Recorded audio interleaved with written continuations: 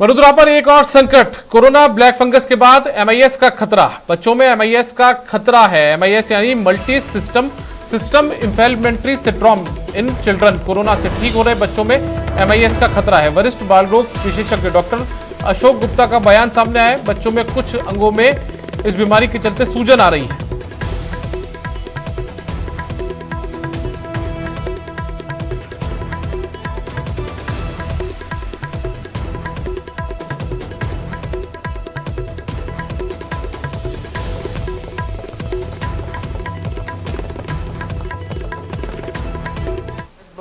MIS-C नाम की एक ऐसी बीमारी आई है जो बच्चों को प्रभावित कर रही है। किस प्रकार की बीमारी है और इससे किस प्रकार से बचा जा सकता है, इस पर बात करने के लिए हमारे साथ मौजूद हैं child specialist doctor Ashok Gupta साहब। सर, MIS-C नाम की बीमारी सुनने में आ रही है, किस प्रकार की बीमारी है ये? MIS-C का जो पूरा फॉर्म है वो है multi system inflammatory syndrome. Multi system inflammatory syndrome का मतलब ये है कि हमारे शरीर में जो भी इन्फ्लेमेशन हो वो अलग अलग ऑर्गन्स को एक साथ डैमेज कर सके, और ये खास तौर से बच्चों में 19 साल से नीचे की उम्र के बच्चों में देखने को मिलती है। जो कोरोना से रिकवर हो चुके ऐसे बच्चों में इस प्रकार के सिम्टम ज़्यादा देखने को मिल रहे हैं या फिर नॉर्मल बच्चों में भी होते हैं? नहीं, ये कोरोना रिकवर होने वाले बच्चों वाली बीमारी नहीं है। ये बीमारी, क्योंकि पहले ये माना जा रहा था, कुछ लोग इसको पोस्ट कोविड भी कह रहे थे, वो नहीं है। क्योंकि इसके जो डायग्नोसिस करने का तरीका है उसमें कोविड इन्फेक्शन के एविडेंस में या तो RT-PCR पॉजिटिव या एंटीजन पॉजिटिव या कोविड एंटीबॉडी पॉजिटिव। तो अगर RT-PCR पॉजिटिव आता है या एंटीजन पॉजिटिव आता है तो इसका मतलब एक्टिव डिजीज़ है। तो मेरे हिसाब से ये एक कोविड डिजीज़ का ही एक स्पेक्ट्रम है जिसमें मल्टी सिस्टम इन्फ्लेमेशन एक साथ आता है, और इसीलिए इसको मल्टी सिस्टम इन्फ्लेमेटरी सिंड्रोम कहते हैं। तो इसलिए पोस्ट कोविड वाली जो थॉट है वो मेरे को सही नहीं लगती। पोस्ट कोविड नहीं है तो इसको किस प्रकार की सावधानियां बरतनी आवश्यक है और अभी किस प्रकार के केसेस जो हैं वो सामने आ रहे हैं? इसमें सावधानी तो ये है कि हमको हमारे डॉक्टर्स को एजुकेट करने की ज़रूरत है कि वो उसको समय रहते इस स्थिति को पहचान लें और उसको पहचान करने के बाद उसका उपयुक्त उपचार शुरू हो जाए। क्योंकि इसमें एक स्थिति है जिसको हम बोलते हैं Kawasaki like presentation. Kawasaki like presentation में आपके प्लेटलेट्स की मात्रा बढ़ जाती है और साथ में आंखों में लाली ज़्यादा आती है। तो इस तरीके की जब प्रेजेंटेशन होती है इसमें हार्ट की जो एक आर्टरी है, कॉरोनरी आर्टरी, वो डैमेज उसके डैमेज होने की संभावना रहती है।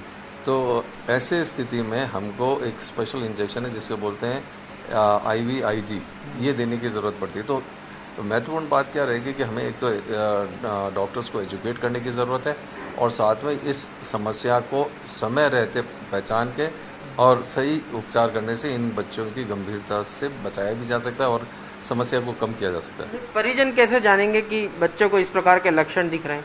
परिजनों को तो ये समझना है कि अगर आपके बच्चे के अगर बुखार के साथ दाने आ रहे हैं, आंखें लाल हो रही है या बच्चे के सांस में दिक्कत हो रही है, हाथ पैर ठंडे हो रहे हैं या पेट में दर्द ज़्यादा हो रहा है और साथ में कोई टट्टी में खून आ रहा है, इनमें से कोई भी लक्षण हो तो बेहतर तो ये रहेगा कि वो चिकित्सक से राय ले लें। और आने वाले कुछ समय तक, खास तौर से चूँकि अब ये माना जा रहा है कि जो थर्ड वेव आएगी वो बच्चों को ज़्यादा असर दिखाएगी बच्चों पर, तो इसलिए इस समय आपको छोटी भी समस्या है और नहीं समझ में आ रहा है तो आप चिकित्सक से राय लें। कैमरा पर्सन अविनाश के साथ सौरभ गृहस्थी, न्यूज़ 18 राजस्थान। जयपुर से इस वक्त की बड़ी खबर सामने आ रही है, जहां पर ऑनलाइन क्लास में अश्लील वीडियो चलाने का जो मामला है उसमें जयश्री पेडीवाल स्कूल को शिक्षा विभाग ने नोटिस जारी कर दिया है। डीओ रामचंद्र पिलानिया ने जयश्री पेडीवाल स्कूल को यह नोटिस थमाया है और इस पूरे मामले में आज ही पूरे मामले पर जवाब भी मांगा है और जवाब न देने पर जो स्कूल है उस पर कार्रवाई होगी, ये कहना है डीईओ का। तो इस वक्त की बड़ी और अहम खबर, जयपुर के नामी जयश्री पेडीवाल स्कूल में को शिक्षा विभाग की ओर से नोटिस दिया गया है। दरअसल ऑनलाइन क्लास में अश्लील वीडियो चलने का ये पूरा मामला था और ये जब मामला सामने आया तो उसके बाद में डीईओ रामचंद्र पिलानिया ने ये नोटिस थमाया इस स्कूल को और आज ही पूरे मामले में जवाब भी मांगा है, साथ ही तर्क भी दिया है यदि जवाब नहीं दिया तो कार्रवाई होगी। नेटवर्क 18 ये सुनिश्चित करना चाहता है कि हर भारतीय को कोविड-19 टीकाकरण मिले। टीकाकरण जागरूकता बढ़ाने के लिए नेटवर्क 18 और फेडरल बैंक की पहल संजीवनी शॉर्ट ऑफ लाइफ को सपोर्ट करें। Health expert Apollo 24/7। और फिलहाल वक्त एक ब्रेक का है।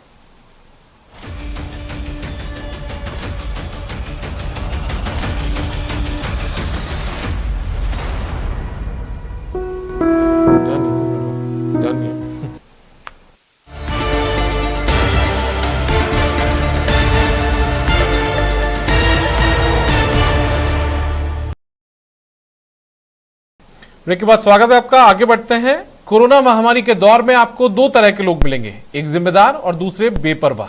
बेपरवाहों की खबरें तो आए दिन आप देखते हैं। आइए आज आपको एक ऐसे परिवार से मिलवाते हैं जो न सिर्फ जिम्मेदार है बल्कि अपने ही अंदाज में समाज को जागरूक भी कर रहा है।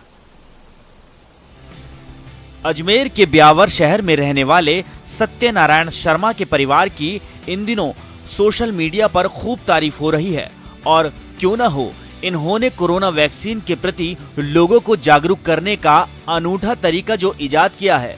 परिवार के सभी सदस्यों ने कोरोना वैक्सीन लगवाने के बाद अपने घर के बाहर वैक्सीनेटेड फैमिली लिखा पोस्टर लगाया है। राजकीय पटेल स्कूल में वरिष्ठ सहायक सत्यनारायण शर्मा के मुताबिक कोरोना संक्रमण से बचाव का इकलौता जरिया वैक्सीन है। वैक्सीन के प्रति आम लोगों की धारणा है कि वैक्सीन नहीं लगाने इससे बीमार हो जाएंगे, इसलिए इन सब से बचाव के लिए हमने पूरे परिवार ने वैक्सीनेशन करवाया और दूसरों को प्रेरणा देने के लिए हमने घर के बाहर वैक्सीनेटेड फैमिली का बोर्ड लगाया ताकि ज़्यादा लोग प्रेरणा लेकर वैक्सीनेशन करवा सकें। बीजेपी की राष्ट्रीय उपाध्यक्ष और प्रदेश की पूर्व मुख्यमंत्री वसुंधरा राजे ने भी ब्यावर के शर्मा परिवार की सराहना की है। राजे ने सोशल मीडिया पर परिवार की तस्वीर पोस्ट कर लिखा है कि वैक्सीनेटेड फैमिली ने दूसरे परिवारों के लिए प्रेरणा की मिसाल कायम की है।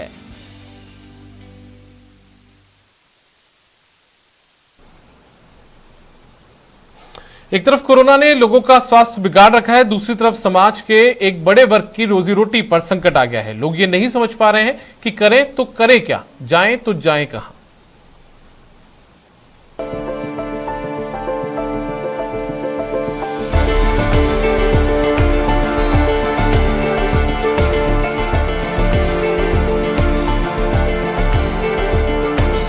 सब कितना खूबसूरत है ना, ये खेत, ये फूल और किसी की भी आंखों को सुकून देता ये नजारा।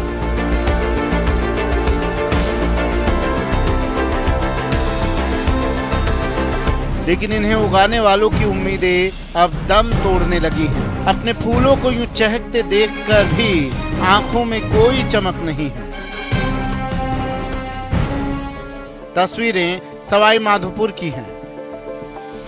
यहाँ बड़े स्तर पर फूलों का कारोबार होता है, लेकिन अब इस पर कोरोना ग्रहण लग गया है।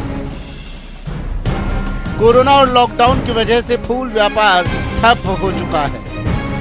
अब इन खेतों में खिले हुए फूल खुशबू फैलाकर यहीं माटी में मिल जाते हैं और इन फूलों की कमाई से गुलजार होने वाले परिवारों के लिए अब गुजर बसर भी मुश्किल हो गई है। फूलन की फसल नष्ट होगी और खोद जड़ा पौध उग रही है, बड़ी बड़ी अफा बेचा इनको कहीं करा बताओ। पहले कारोबार में मान लो को रोजाना मन, 1.5 मन, 2 मन, 2.5 मन रोजाना टूटो 20 रुपए किलो में, 10 रुपए किलो में, 15 रुपए बिको तो सही खर्चो कर जाए। और अब कहीं न बिक्री हो है, कोई आ जा 5 किलो 2 किलो बिक जावे तो सही है। खेतों में पैदा होने वाली फसल भी पूरी तरह से तबाह होने लगी है। सवाई माधोपुर जिला मुख्यालय पर ही प्रति माह लगभग 30 लाख रुपए की खेती फूलों की हुआ करती थी, जो अब कोरोना की भेंट चढ़ गई है। फूलों की खेती पर निर्भर ये सैकड़ों परिवार संकट के दौर से गुजर रहे हैं। कोरोना से पहले सवाई माधोपुर जिला मुख्यालय पर सालाना करोड़ों रुपए का फूलों का कारोबार होता था, लेकिन जब से कोरोना ने दस्तक दी है, इनका कारोबार तहस नहस हो गया है। कहती है ये साहब लॉकडाउन हो रहा है, इस चक्कर में काम तो बंद हो रहा है पूरा फूलों का, फसल खराब हो रही है, जा ही नहीं रहे फूल। कोरोना गाइडलाइन और लॉकडाउन के चलते हजारों शादियां रद्द हो गई, बाजार बंद हो गए। ऐसे में फूल उत्पादकों के मन में यही सवाल है कि करें तो करें क्या, जाएं तो जाएं कहां। सवाई माधोपुर जिला मुख्यालय के इन खेतों में होने वाली फूलों की फसल से पूरे सवाई माधोपुर गुलजार रहा करता था। लेकिन कोरोना संक्रमण के कारण यह फूल अब इन खेतों में ही दम तोड़ करके रह गए हैं, जिनसे सैकड़ों परिवारों के ऊपर भी रोजी रोटी का संकट मंडरा रहा है। गिरिराज शर्मा, न्यूज 18, सवाई माधोपुर। अभिनेता सोनू सूद ने श्री गंगानगर में भी ब्लैक फंगस से पीड़ित बुजुर्ग महिला को जरूरी इंजेक्शन उपलब्ध करवाए हैं। मदद मिलने के बाद बुजुर्ग महिला के परिजन सोनू सूद का शुक्रिया करते नहीं थक रहे हैं। वहीं स्थानीय प्रशासन और जनप्रतिनिधियों के प्रति नाराजगी भी है।